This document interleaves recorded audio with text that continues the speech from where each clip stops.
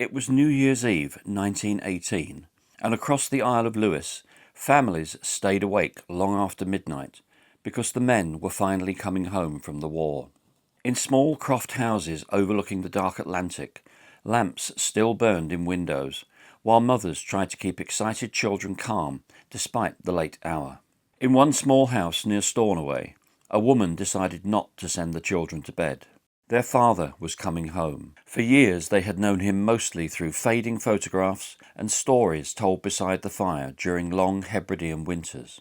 One of the younger children barely remembered the sound of his voice at all. Now, at last, he was returning, and after waiting so long to see him again, the children could not bear the thought of waiting one more night for their father's hug.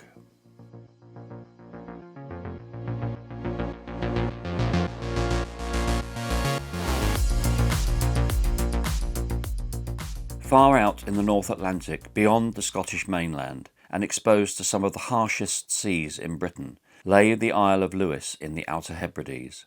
Its main town, Stornoway, was built around a busy natural harbour, which for generations had served as the island's lifeline to the outside world. Late in the evening of the 31st of December 1918, out beyond that harbour, moving slowly through the darkness towards Lewis, was a vessel called the Iolaire, a Gallic word meaning eagle. Aboard were around 280 passengers, most of them sailors returning home after surviving the First World War.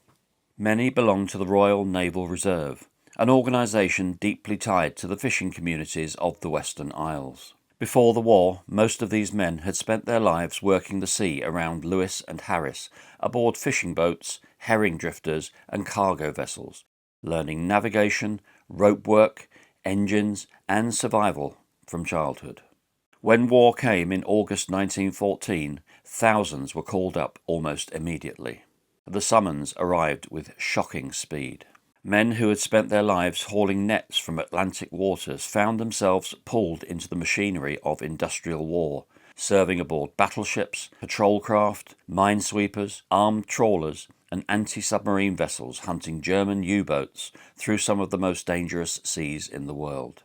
The work was relentless. The North Sea became a graveyard during the war years, where sailors endured brutal storms, exhaustion, freezing cold, and the constant fear that a torpedo might rise silently beneath them without warning. Ships vanished within minutes. Survivors described clinging to wreckage in darkness while listening to the cries of drowning men disappear one by one into the sea. One Lewis sailor later recalled that life at sea during the war often felt worse than battle itself because you never knew when death was coming. Another survivor remembered sailors sleeping fully clothed because there might not be enough time to dress if a ship was struck during the night.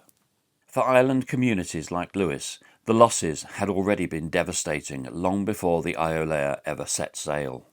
More than 1,000 men from Lewis and Harris died during the First World War, hollowing out communities that depended almost entirely on fishing and crofting. Entire villages lost groups of brothers, cousins and neighbours together, while casualty telegrams became part of everyday life. Mothers dreaded the sound of footsteps approaching the house because so often they brought news that another son would not be coming home. So many of the women kept every letter their husbands or sons sent back from sea. Some arrived months late, meaning the news inside was often already old by the time the letters finally reached Lewis, but they were read over and over nonetheless. Others never arrived at all. One sailor wrote to his wife during the war, "And if I survive the screaming of the guns, I'll come home to you, my beautiful Jean." For many families, those letters became treasures carried for the rest of their lives. Some men had managed brief periods of leave during the war before returning to sea once more, and for a little while families were able to pretend life had returned to normal before the war pulled them apart again. A husband might arrive home unexpectedly for a few precious days before disappearing again aboard another ship bound for distant waters. Children who would barely recognise their fathers at first would cling to them by the time they left again, while some wives watched them leave carrying the knowledge that by the time they returned home once more, there might be another child waiting to meet them. Then came the long months of waiting beside the newspapers and the sound of every knock at the door. Those brief reunions were enough to keep hope alive through the darkest years of the war. And by the end of 1918, the war was finally over. Across Britain, church bells rang on Armistice Day, while crowds filled city streets in celebration. But on Lewis, the relief was quieter and more cautious, because so many island men were still scattered across distant naval bases waiting for transport home. And home mattered, especially that night. For the first time in years, families no longer feared every newspaper headline might bring news of another ship lost at sea. In Scotland, Hogmanay carried enormous importance, often even more than Christmas itself. And after surviving 4 years of war, the men were intensely desperate to be home by New Year's morning. Families across Lewis had prepared for celebrations. Food had been saved despite shortages, because people wanted the first meal together after the war to feel special. For the children especially, the excitement was almost impossible to contain. Some sat at windows listening for footsteps outside, while others kept asking the same question over and over in the way children always do during long journeys. Is he nearly home yet? Outside, Atlantic winds rattled doors and windows, while the sea pounded endlessly against the coastline in the dark. Some of the youngest children barely remembered the men they were waiting for at all, knowing them mostly through stories told beside the fire, yet even they understood that this night mattered. For 4 years, war had turned fathers into distant figures, carried more by memory than presence. Fathers were finally about to hold their children again. That New Year's Eve, hundreds of servicemen now crowded the mainland crossing point at Kyle of Lochalsh, desperate to finally complete the last stage of the journey home. The regular mail steamer, the Sheila, quickly filled beyond capacity. Many of the men had already spent almost an entire day travelling from naval bases, enduring exhausting train journeys on cramped troop trains across Britain in the middle of winter, before finally reaching the mainland crossing point. And even then, the journey home was still not over. Reaching Stornoway did not mean stepping straight through the front door. Some men still faced hours travelling onwards by foot, horse and cart, smaller boats or rough island tracks towards isolated crofting communities scattered across Lewis and Harris, where homes often stood miles apart against empty moorland and Atlantic coastline. In 1918, the Outer Hebrides could feel profoundly cut off from the rest of Britain, especially during winter, when storms regularly disrupted travel and communication for days at a time. Distance and isolation shaped everyday life on the islands long before the war ever began, and for many families, separation had become something quietly endured across generations. However, there were too many men and not enough room aboard the Sheila. Rather than leave the remaining servicemen stranded on the mainland over New Year, the Admiralty made a last-minute decision to bring in another boat to carry the rest across the Minch towards Lewis and Harris. The vessel chosen for the crossing was the HMY Iolaire, an iron-hulled luxury steam yacht built in 1881 and later requisitioned by the Royal Navy during the war for patrol and escort duties around the British coastline. She was smaller and older than the regular mail steamers serving the islands, never intended to carry such large numbers of passengers through winter seas, yet on that New Year's Eve she became a crucial link in the long journey home for hundreds of exhausted servicemen desperate to reach Lewis before the bells of 1919 faded into morning. She left Kyle of Lochalsh at around 7:30 on the evening of the 31st of December 1918. It was never a short or comfortable journey in winter. Even for island men accustomed to the rough weather, bitter cold and isolation of Hebridean life, facing 6 or 7 hours crossing the dark, spiteful seas felt exhausting. At first, the voyage itself seemed relatively uneventful despite the bitter cold. And for a while the atmosphere aboard the Iolaire was probably not unlike countless other Hebridean crossings during winter. Some tried to sleep below deck, while others stood outside smoking and talking quietly, staring out into the darkness. As the hours passed and the Iolaire pushed deeper into the Minch, conversation increasingly turned towards Lewis itself. Men spoke about their families and the Hogmanay celebrations, while others searched the coastline for familiar landmarks, emerging faintly through the night. Some of the sailors had known those waters since childhood and could recognise parts of the coastline even in darkness. A few had already begun gathering their belongings together, ready to disembark at Stornoway, because after years of war, the journey finally seemed almost over. By that point, the Iolaire was probably only a few minutes away from docking. But as the ship drew closer towards the harbour, the weather took a turn for the worse. Wind swept across the decks, while waves struck harder against the hull, though even then few aboard seemed to have felt genuine fear, because by that point the lights of Stornoway were already visible ahead through the darkness. Home was right there. One survivor later remembered just how close he felt to safety in those final moments before disaster struck, and perhaps that is what still makes the tragedy feel so unbearably cruel more than a century later.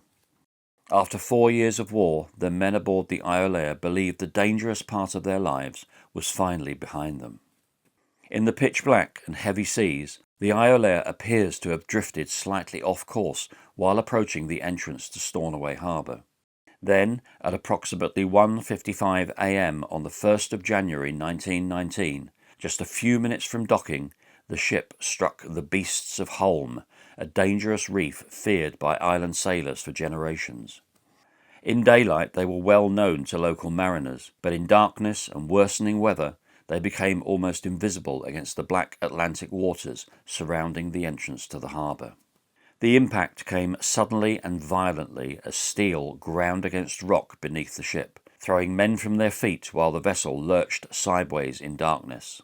At first there was confusion more than panic, but within moments the reality became horrifyingly clear as seawater surged aboard and waves battered the ship against the rocks.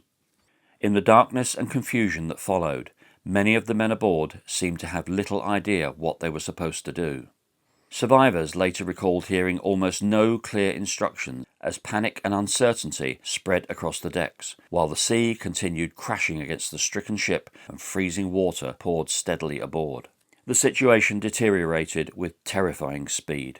Lifeboats were lowered, but were quickly overwhelmed, while desperate men attempted to escape through freezing spray and darkness as waves smashed repeatedly into the wreck. There were not enough lifebelts for everyone aboard, and in the confusion some men never managed to find one at all. Many could not swim, and for those who entered the freezing waters, the heavy naval boots, thick wool uniforms, and soaked greatcoats quickly became deadly. Men who had survived years at war found themselves dragged beneath the surface by the very clothing meant to protect them from the winter cold. One survivor later recalled hearing cries for help before little by little the voices began disappearing beneath the storm. And all the while, the shore remained heartbreakingly close. Those men could see the houses. Some could see lanterns appearing along the coastline as people on land realised something terrible had happened offshore. Across Stornoway, families heard whistles cutting through the storm long before they understood what they meant. Some, waiting near the harbour, could see lights and distress flares out beyond Holm, close enough that many still believed the ship would somehow limp safely into port. Instead, husbands, sons, brothers and fathers were already dying in the frigid sea less than a mile away. Elsewhere across Lewis, word began spreading that something terrible had happened near Holm. Nobody seemed to know anything for certain. Children who had spent the evening excitedly waiting for their fathers were finally being sent to bed by frightened mothers who themselves were too anxious to sleep. Then survivors began reaching shore. In the middle of the chaos, one sailor named John Finley MacLeod managed to seize a rope and fight his way through the cold waters towards the shore. Reaching land, he secured the line to rocks near the coast, creating a lifeline between the wreck and the island itself. Dozens of men dragged themselves hand over hand using that single rope. Without his actions, the death toll would almost certainly have been even greater. Other acts of courage ended in heartbreak. One survivor, Donald MacLeod, managed to reach shore alive, only to realise his brother Malcolm was still missing in the darkness behind him. He went back into the seawater, searching for him, and neither man survived. Another sailor, 20-year-old Donald Morrison, endured the entire night clinging to the mast of the wreck before finally being rescued hours later after dawn began breaking over Lewis. The wreck continued to break apart beneath the pounding sea after striking the rocks. For more than an hour, men remained trapped within the confines of the boat. Then, at around 3:25 a.m. on New Year's morning, the Iolaire finally disappeared beneath the water completely, leaving only wreckage, scattered bodies and exhausted survivors clinging to ropes, rocks and debris in the freezing darkness. Back in Stornoway and across the island, rumours spread rapidly through the darkness as word emerged that a ship carrying returning servicemen had struck rocks near Holm. At first, information only arrived in fragments. There were men in the water. The ship had gone aground. But, slowly, horribly, the truth started spreading across Lewis. The men who had survived the war were drowning within sight of home. Families rushed towards the shoreline, carrying lanterns, while others gathered outside temporary mortuaries or searched desperately for names among the survivors being brought ashore. Some women walked for hours through freezing wind, hoping the reports were wrong, while others remained at home, unable to face what they feared they might find. As dawn finally broke over Lewis, the true scale of the catastrophe began to emerge. Bodies washed ashore across the coastline, while carts moved slowly along beaches, collecting the dead where the sea had left them. Temporary mortuaries were established at the Naval battery, where rows of bodies awaited identification by grieving relatives, with personal belongings placed into brown paper bags and identifying numbers marked onto boots or clothing in an effort to bring some order to the devastation. Many scenes from those days remained fixed in island memory for generations afterwards. One relative later recalled mothers identifying sons from scraps of clothing or belt buckles because the sea had made recognition difficult, while for some families there would be no identification at all because some bodies were never recovered from the water. The final death toll reached more than 200 men, including sailors, naval reservists and crew members aboard the Iolaire itself, with around 181 coming from Lewis and Harris alone. The Iolaire disaster remains one of the worst maritime tragedies in British history and the deadliest peacetime sinking in United Kingdom waters during the 20th century. Yet outside the Hebrides, its story remained strangely overlooked for decades afterwards. The scale of the loss was unimaginable. Entire communities were devastated almost overnight. In some villages, nearly every young man disappeared in a single night, while 6 pairs of brothers died together aboard the ship. By the time the sea finally grew quiet, at least 67 women had been widowed, and more than 209 children across Lewis had lost their fathers. Many of those children had waited years to see the men return home from war, only for the island to lose them within sight of shore itself. That detail, above all others, seemed to haunt Lewis for generations afterwards. This had not happened in the trenches of France or somewhere far out in the Atlantic. The men had reached home. They simply never made it ashore. The emotional impact on the island was unlike anything else in modern British history, because Lewis had already spent years absorbing the losses of the First World War before the Iolaire disaster ever happened. The island had buried sons throughout the conflict, endured endless telegrams announcing deaths at sea or overseas, and watched entire communities slowly hollowed out by war. Yet many families still believed the suffering was finally ending as 1919 began. Instead, New Year's Day became remembered by many simply as the Black Day. On the 6th of January 1919, just a few days after the disaster, the Scotsman newspaper wrote, "The villages of Lewis are like places of the dead. The homes of the island are full of lamentation, grief that cannot be comforted. Scarcely a family has escaped the loss of a near blood relative. Many have had sorrow heaped upon sorrow." Survivors carried the trauma for the rest of their lives, though many rarely spoke openly about what they witnessed. One relative later reflected that her father simply didn't want to talk about it. A silence repeated across countless Lewis families, where children and grandchildren grew up knowing the disaster existed, but hearing almost nothing about the horrors their men had endured that night. An official inquiry followed during February 1919, raising serious questions about navigation, communication failures, overcrowding, inadequate life-saving equipment, and the apparent absence of organised evacuation orders after the ship struck the rocks. Witnesses criticised delays in the rescue response, while others questioned whether a proper lookout had been maintained as the vessel approached Stornoway harbour. Many islanders ultimately believed the inquiry failed to provide proper accountability, with some feeling the Admiralty had focused more on protecting itself than confronting the full reality of what had gone wrong. Yet beyond the inquiries and newspaper reports lay a much harsher truth facing families across Lewis. Communities already weakened by years of wartime loss now faced severe labour shortages because so many young men had disappeared almost overnight. Fishing crews vanished, crofts struggled to survive. Women, elderly relatives and surviving children carried immense burdens simply trying to keep households functioning in communities where an entire generation had effectively been erased. Some widows never remarried, and children grew up without brothers and fathers and spent their entire lives wondering what kind of men they might have become had they survived long enough to truly come home. The years that followed brought little of the homes for heroes many returning servicemen across Britain had been promised after the war. Opportunities remained limited across the islands, and for some survivors the memories attached to Lewis itself became too painful to bear. In the early 1920s, hundreds of islanders were leaving the Hebrides for Canada and America aboard emigrant ships like the Metagama, searching for work and the chance to begin again, somewhere far from the grief that still lingered across the islands. Some eventually returned home to Lewis. Many never did.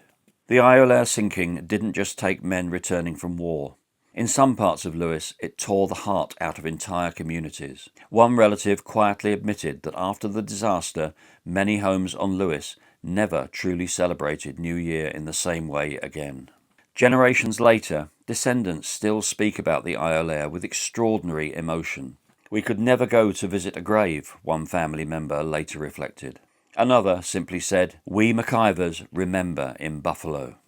Because the grief did not remain only on Lewis. It travelled wherever island families travelled afterwards, crossing oceans towards Canada, America, Australia and New Zealand, just as the islanders themselves once had.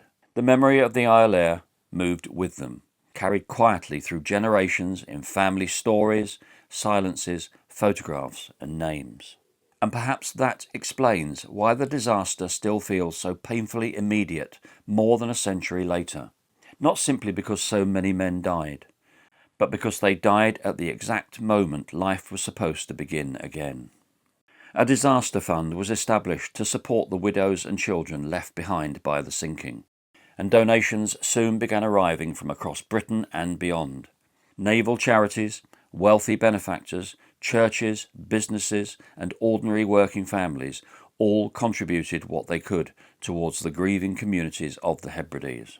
Among the most touching donations recorded was a children's back green concert held in Glasgow, which raised 11 shillings and sixpence, a small amount financially perhaps, but one that revealed just how deeply the tragedy had moved people far beyond the islands themselves.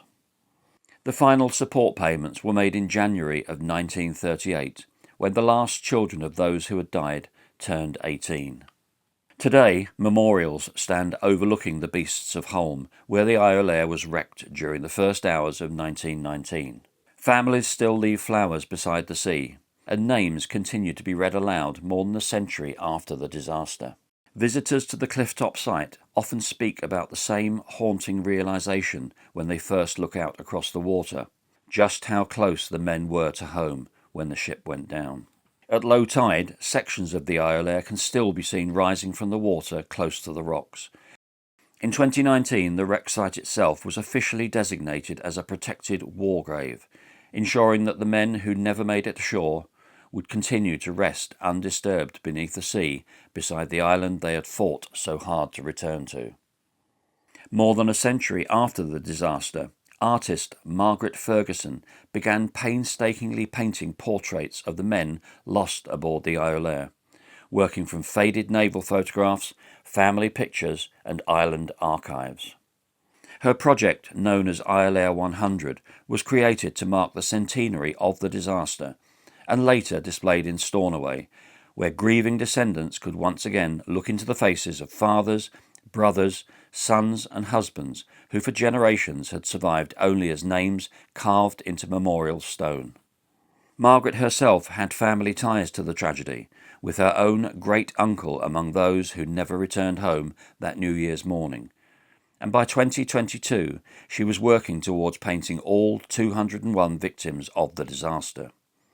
At the centre of the story are still the families waiting at home that night, the wives who kept lamps burning in windows, the children who stayed awake long after midnight because they could not wait one more night to throw their arms around the fathers they had missed for years, the hugs that never came. And after everything those men had already survived during the First World War, perhaps that remains the cruelest detail of all. Now, I've covered many tragedies on this channel, but this one really hit hard. These men survived 4 years of hell in the Great War, only to die within sight of their home. What a terrible loss this was for those islands. I hope you appreciated the way this information was presented, and I'll see you on the next one, and wish you bye-bye for now.